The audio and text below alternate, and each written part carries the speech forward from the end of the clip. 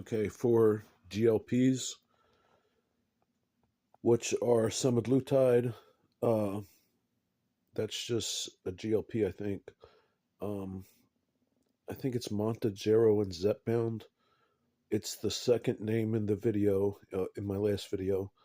Starts with a T, trizepatide, and that's a GLP-1 and GLP, and then there's Retatrutide.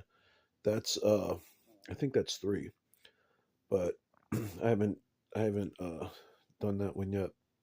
So, anyways, GLPs in general, um, some seem to increase heart rate more than others. So, with regular semaglutide or Ozempic, they don't seem to from, and I'm in a lot of people contact with people that use these, so they don't seem to increase heart rate. Uh, Retatrutide does. It seems to increase heart rate 15 beats per minute, so that's something to consider. Another thing is GLPs do show about a 33 increase in thyroid levels. So if you're taking thyroid drugs, then watch out. I think that's what happened to me. I was taking T3 along with I was microdosing Montejero or Zepbound. It starts with a T, and I noticed my heart rate was increased. I was also using something called mucopurins, which it's a herb. It has L-Dopa in it, which increases dopamine. So there could have been other drug interactions as well, drug supplement interactions. So we don't know that much about these things. And another person said their cholesterol went up.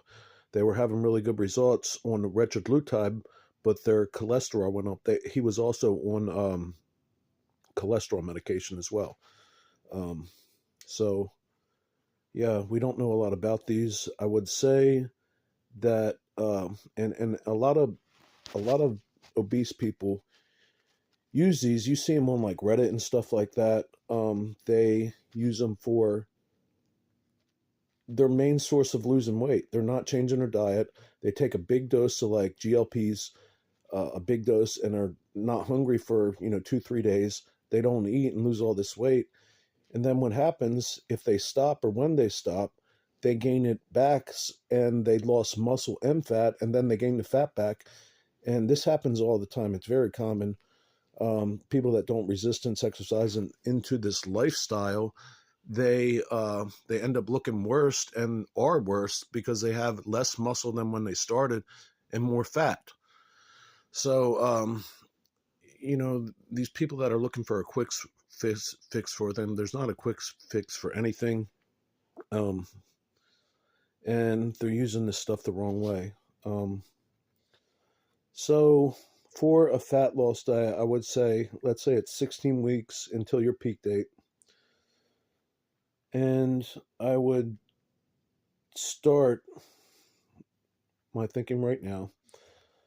My thinking does change, of course, and my thinking has changed, and I've made a lot of mistakes on some of my previous videos on YouTube, two channels. So sorry for that.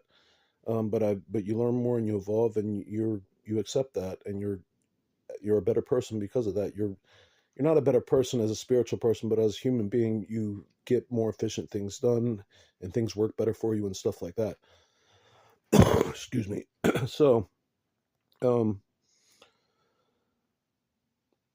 yeah, we don't know how a lot of these things, the GLPs, interact with dopamine and serotonin and such, and also the thyroid and heart rate and stuff. Um, Also, other supplements or medications that you're taking as well. So I think it's very important to be careful and use small doses starting out.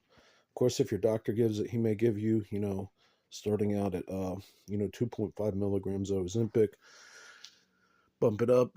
But what you need to do, again, back to the 16 weeks, say you're doing a 16-week fat loss phase.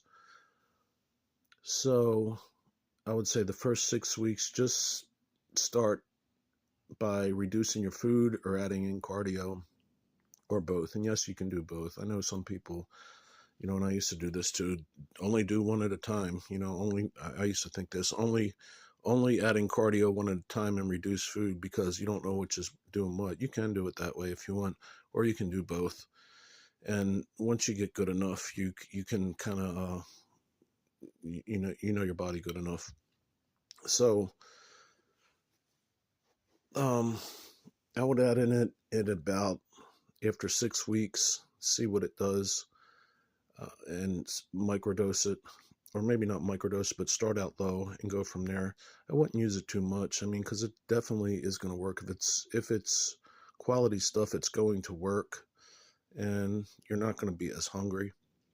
Um, there's one guy, it totally took away his appetite, and he didn't like eating at all, but there are exceptions, and